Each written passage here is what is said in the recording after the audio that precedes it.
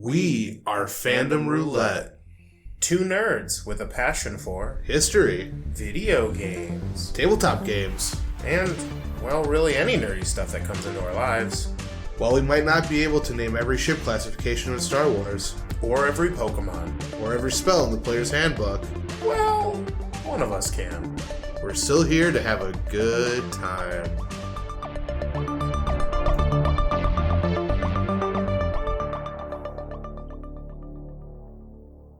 Hey everyone, welcome to Fandom Roulette. This is Joe. And I'm Cody. And on Fandom Roulette, this is a podcast where we talk about a myriad of nerdy things, including things like history, video games, tabletop role-playing games, and any other nerdy stuff that we want to talk about as it comes up, or like diversions or side tangents or things like that. Yeah. What? We've never side tangented it ever. Yeah, I mean, hey, as I was writing up my little thing for this evening, I was tangenting off in my tangents. So, yeah, I was doing the opposite. I have this big note in OneNote that says stop doing tangents, and well, if you stop doing tangents, can you call yourself a podcast? I'm pretty sure the pod lease will like show up at your house and arrest you. I'm just imagining dun dun dun dun dun dun, and then you open it up. Hands up! It's the pod lease. No. And it's John Hodgman and And one of the McElroy brothers or something. One of the McElroys, and then like Mark Maron. The holy trinity of podcasting. The holy trinity of podcasts. And Scott Aukerman from Comedy Bang Bang's there too.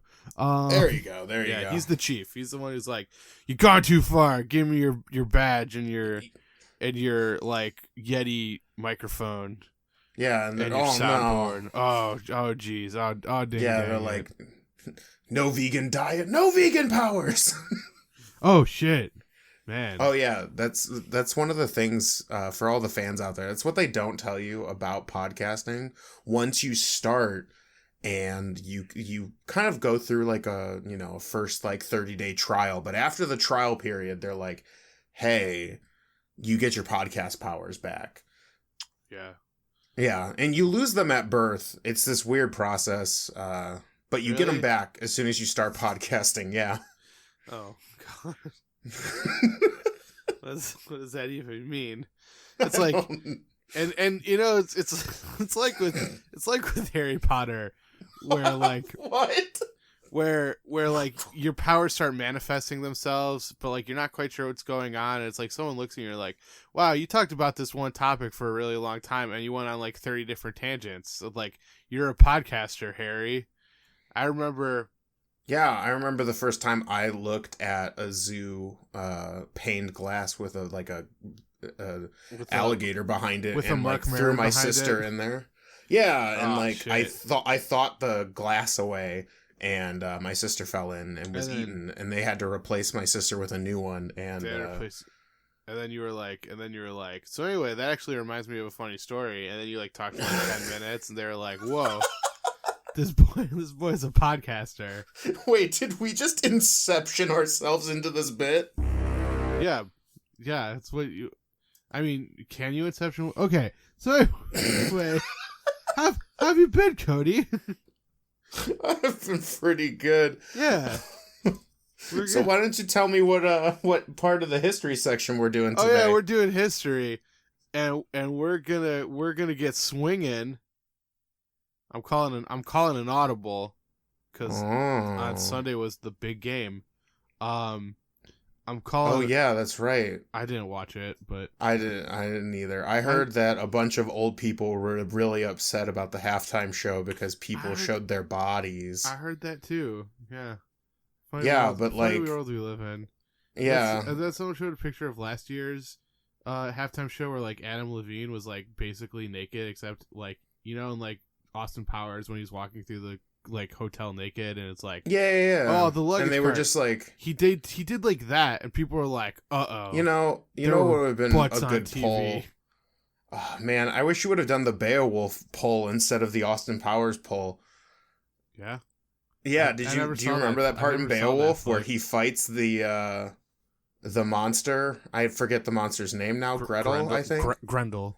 Grendel. Close. You were close. Yeah. He fights Grendel, and so this movie decided to do a whole CG scene with the main character Beowulf fighting this Grendel naked and using the bar that they were fighting in with like all the various options to hide his dingling. It was incredible. They were trying so hard to catch that 300. Yeah, they wanted to be 300 and Austin Powers. Because he the last line was Gerard Butler just going, I am Beowulf. and I was like, yep, he did say three words very intense with a semi-chanting cadence. Can we also talk about how like he really wanted to say it like, I am Beowulf, but then they were like, but we can't copy 300 that came out already, so like do something different, and like they went on the worst take, I believe, where he's like, I am Beowulf and like scares Grendel. It was certainly a movie. It was a movie for sure. But anyway, so yeah, I'm calling an audible. Yeah. Because for reasons that will come apparent later in my little segment. But we're gonna get swinging, and I wanted to talk a little bit about the history of blacksmithing. And a little bit about this. So this doesn't sound like the Greek mythos that I'm used to. That is true, although there is a connection. It's a small one, but there is a connection. Okay. Yeah. So basically, blacksmithing is like one of the oldest known crafts. We have evidence of it dating back to at least 1500 BCE.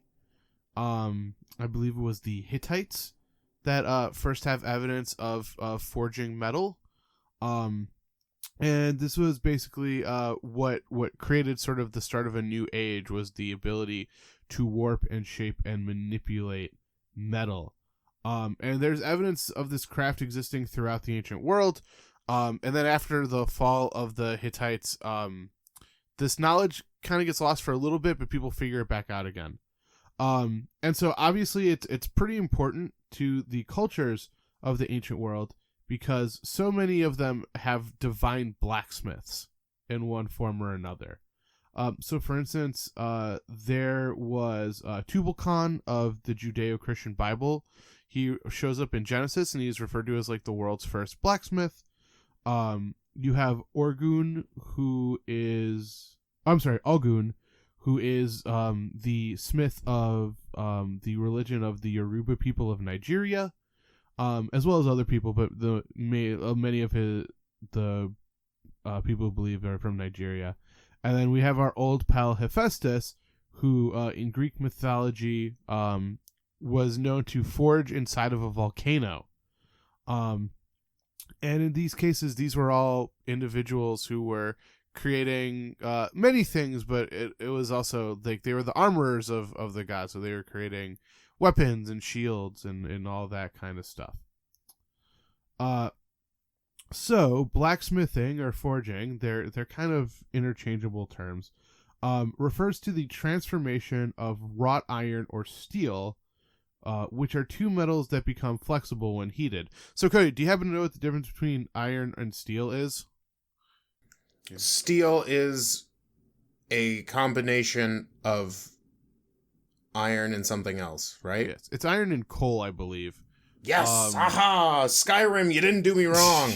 Yeah, and so basically, iron on its own, it's a perfectly workable metal, but it's incredibly brittle. Basically, when you shape it and when you heat it and when you warp it and elongate it and things like that, it becomes incredibly fragile. So as you're swinging the sword, there's like a good chance of it, maybe potentially breaking when it would hit other pieces of iron.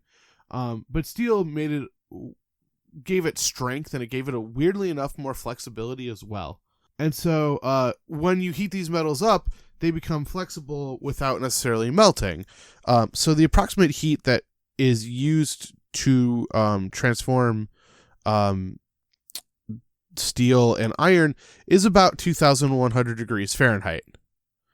It's a pretty hot fire. So basically, our best estimates of how like they were able to get these fires hot enough was that there's some people who suggest that maybe they were using like some kind of potentially there's no way to verify this, but there's evidence to suggest that they might have been using rocks that were incredibly heat resistant, so potentially like space rocks or things like that.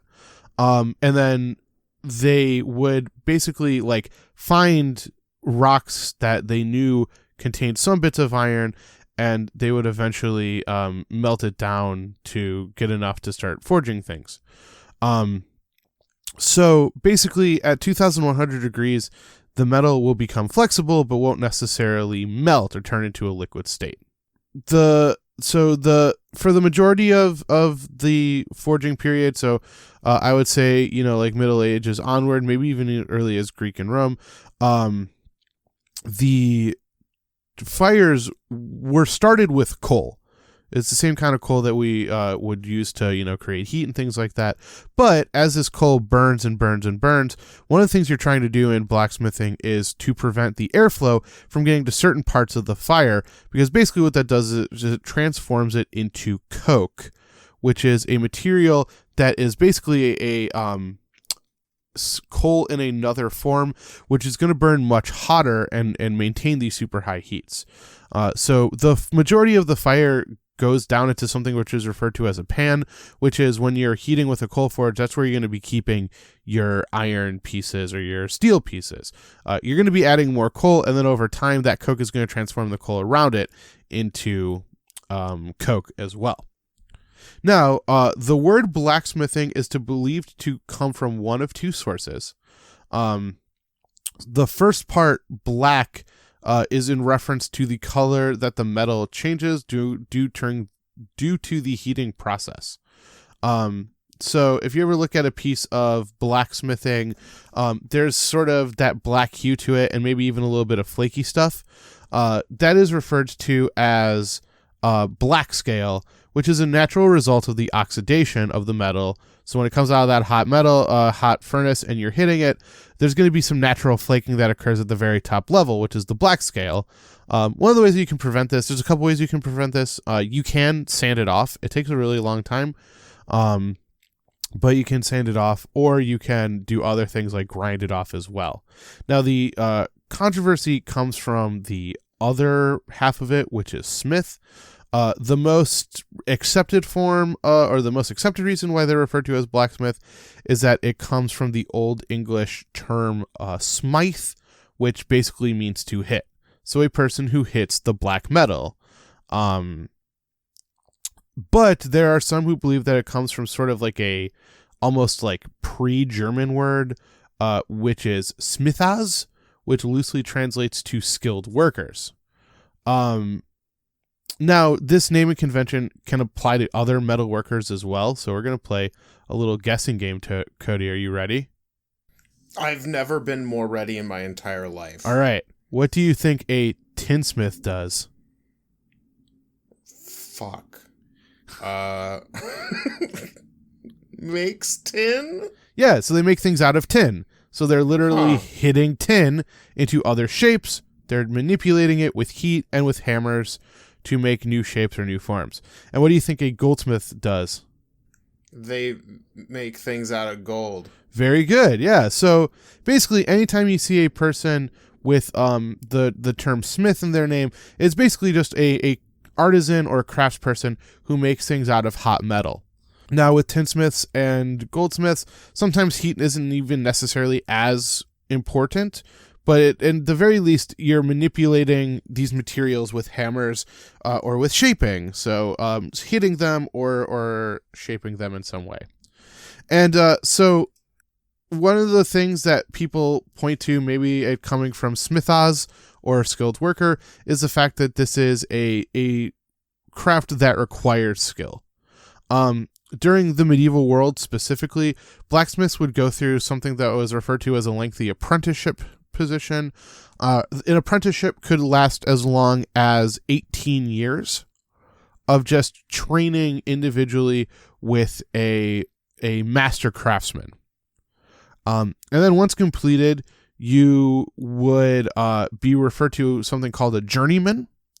So a journeyman meant that you had learned enough in your service of a master craftsman that you could find work or even potentially start your own shop. Now, a lot of people remain journeymen pretty much for the rest of their lives, although there is sort of a next level, which is you can go in front of your peers of other master craftsmen and basically show your skills to see if you have earned the title of master. This could take as long as 50 years, by the way. Damn, that's a long time. I know, right? So basically you can make good money as a journeyman, but as soon as you earned that level of master, that's when you could really start charging like the top dollar for your work. And there's actually another theory out there that this is where the term masterpiece comes from. Because your final thing that you would create to present to basically the rest of your guild to see if you are worthy of getting the title of master could be considered your masterpiece. Now, the term blacksmith as we know it today is something of a like generalist who works with metal. So they could usually make tools that would be used on farms, around the home, or in cooking. And this could involve things like S-hooks, which are, it's going to come as a surprise. They're hooks that are shaped like an S, which you could use to adjust your cooking pots above open fires. I don't believe it. I know, right? So yeah, that was like your thermostat. If you wanted to get it hotter, you added an S-hook to get it closer to the fire. If you wanted to cool it off, you pulled out off an S-hook and it took it away from the fire. They could also make door hinges, spatulas, fire tools, and anything else that a person might need for around their home. Now, there are people out there who also had specializations in the trade as well. So, for instance, there were armorers. If you've ever played a video game or like watched a fantasy movie or something, you've seen an armorer at work. This was kind of just like a specialization of the blacksmith. So they can make things like swords, weaponry, shields, armor, things like that. But they could also, and probably almost certainly did that other stuff as well. There are farriers who are people who specialize in making horseshoes. And farriers, you also had to learn how to shoe the horses themselves. And wheelwrights were people who would make the different components of the metal components of wheels that could be put onto carriages and things along those lines.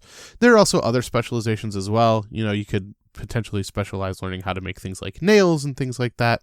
But the sort of generalist term is blacksmithing. And then a blacksmith shop consists of a number of tools. The most important is, of course, the forge, which is where you make your fire to heat the metal. Coal forges were connected to an air pumping system that was called a bellows.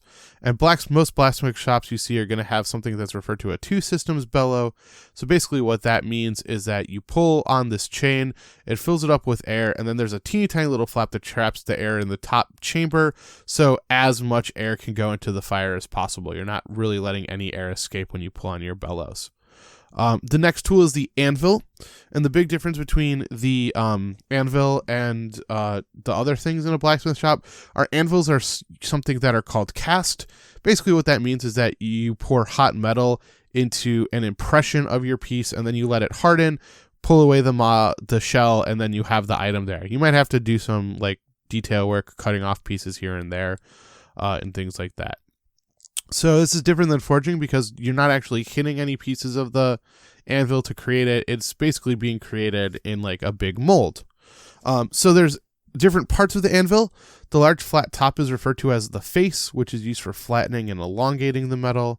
At the top corner of the face, there's a rounded edge, which can be used to make smaller curves.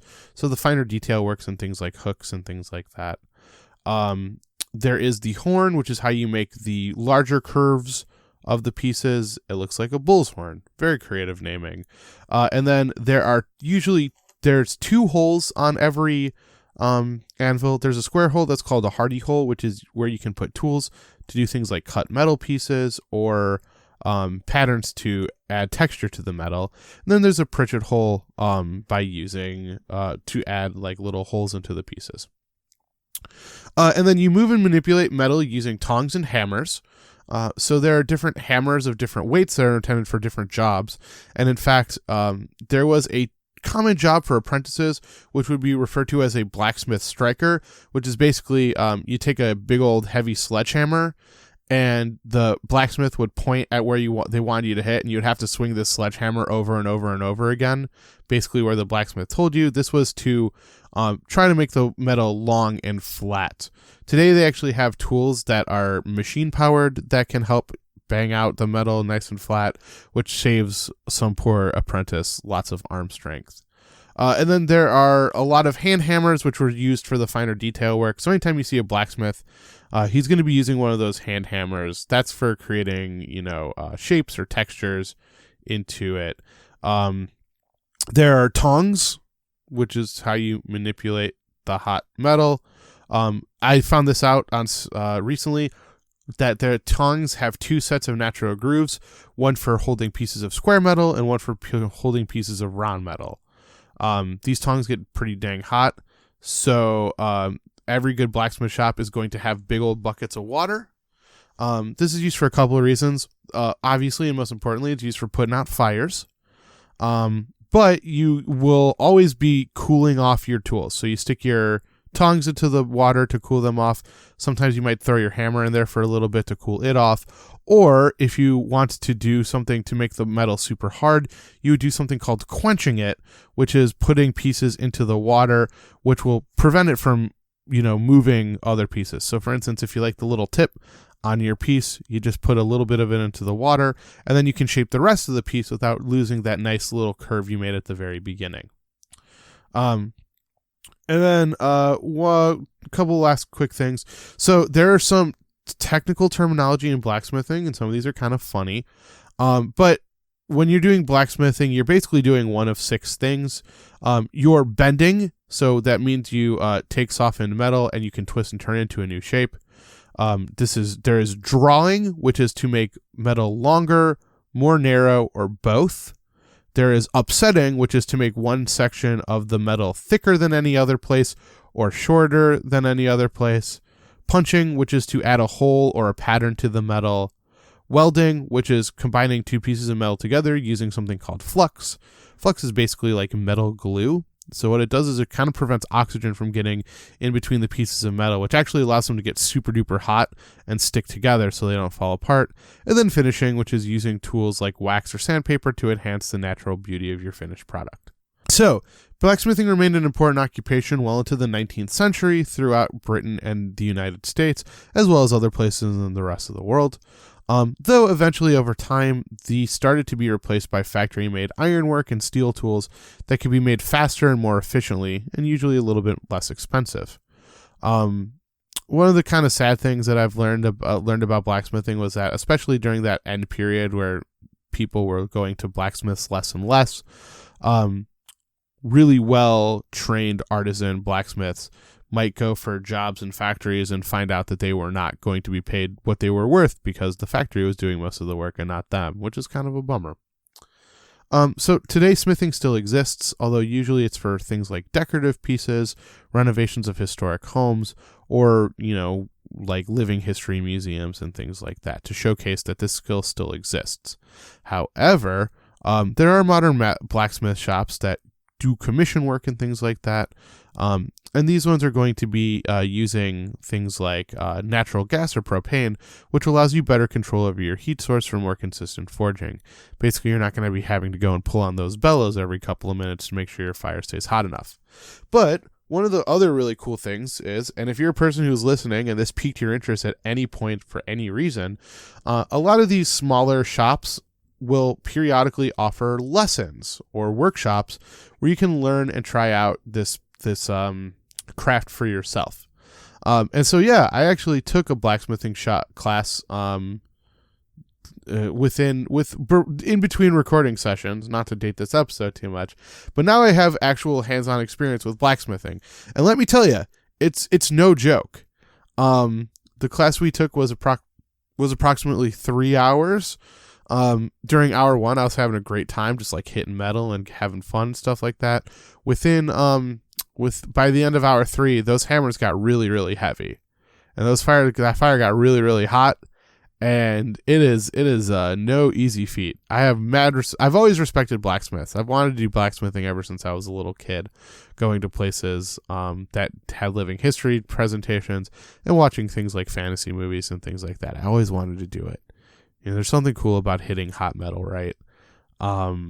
Yeah. But yeah, it's quite the craft, and it's one of those things where this is, like I said, it has connection all the way back to some of the earliest like civilizations that were leaving recorded records for us to follow.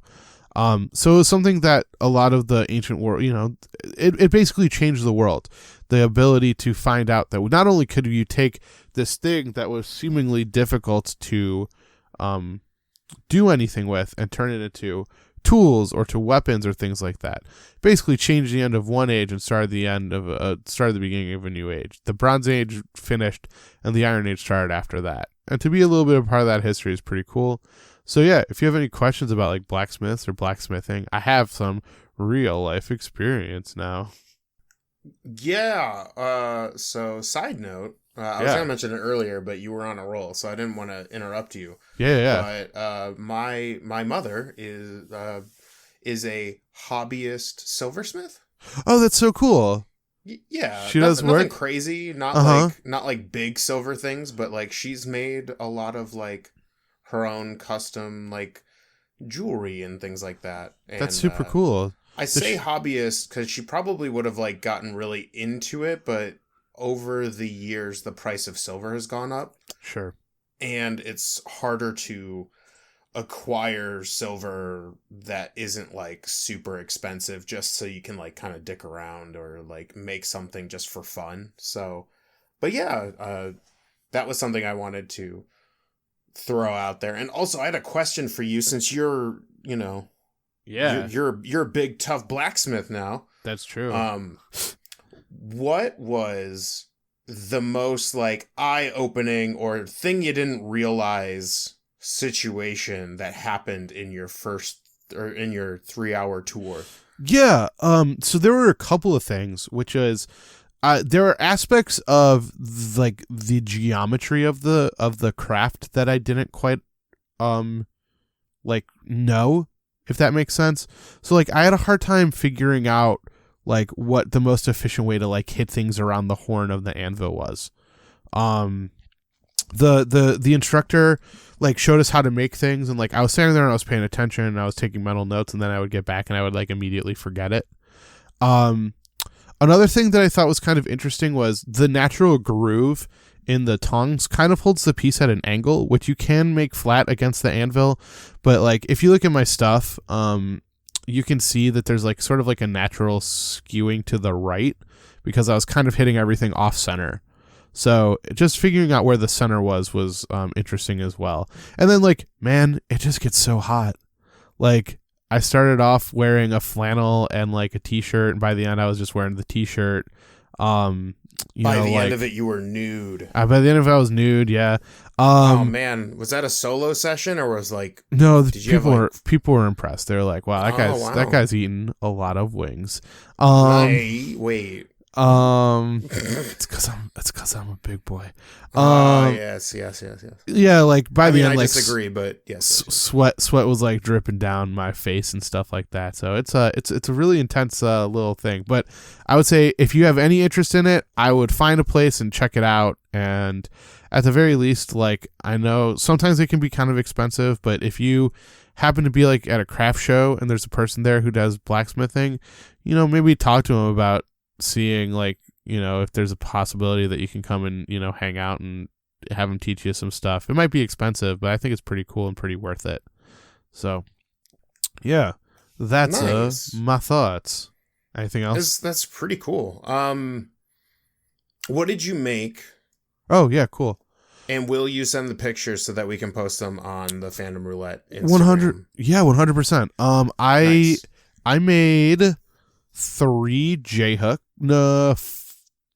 J hooks, which are like your basic like coat hanger hook.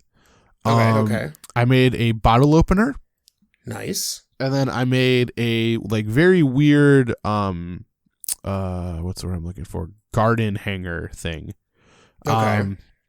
And so there was some other stuff that I made that some of it just like was nothing. And he did kind of advocate to like anything you make, like you can bring home to some degree, but there were just a couple pieces where I was like, I had manipulated it too much.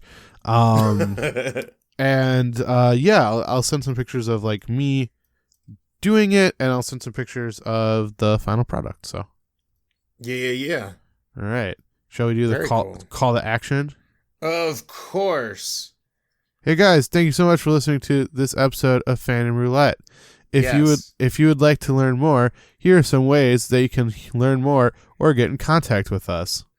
Well, first and foremost, if you want everything and anything that's Fandom Roulette, you can go to our website at www.fandomroulette.com, where you find our episodes and a little bio, and all the way at the bottom, there's a little area where you can fill out information, title, name, and just generally what you want to say, and it sends it to us. And then underneath that are all of our social media links, including our Twitter, which is fandomr_podcast. We are also on Facebook at Fandom Roulette. We are also on YouTube at Fandom Roulette. And we are also on Instagram at Fandom Roulette. We are. If you search Fandom Roulette, you'll probably find us. Yeah, if you search Fandom Roulette, basically anywhere, we're on there. Our logo is the glasses and the various nerdy things. Also, we have a stream now. Woo!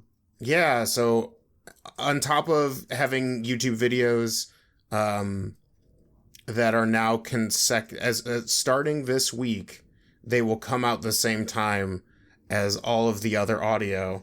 I promise. Question mark? I don't promise. It should come out at the same time, but regardless, the timing was a little weird. But January was the gift of fandom, where every day a new YouTube video was up. So ding dong. Yeah. But also, you can find us on Twitch and Mixer and YouTube, all at Fandom Roulette, where I will be playing games that may or may not appear on an episode. Whoa. Yeah, we've streamed, it's 3 times. We stream every Monday from 6 to 10 p.m. EST. So if you want to learn more about us, or just want to hang out and watch this fool play video games, or just want to chat and learn more about us and the podcast, or, just generally chat, I'd love to hear from fans as well. You can find us there. Very good. And then, we're also on iTunes, SoundCloud, and all the other shit. All the other podcasting areas, if you are listening to this in a podcast medium. Yes. And then did you talk about, please like and rate and review and subscribe and ring the bell and... Yeah, if you're on YouTube, definitely ring the bell for notifications, because that's how you get notifications via email. Share us with your friends. We do this as a passion project, but in order to continue to do this stuff, we would love help from our fans. Yeah, and so that's gonna do it for the history section. Thank you guys for listening again, and for Fan Roulette, this is Joe. And I'm Cody. And as always, stay nerdy. Stay super nerdy.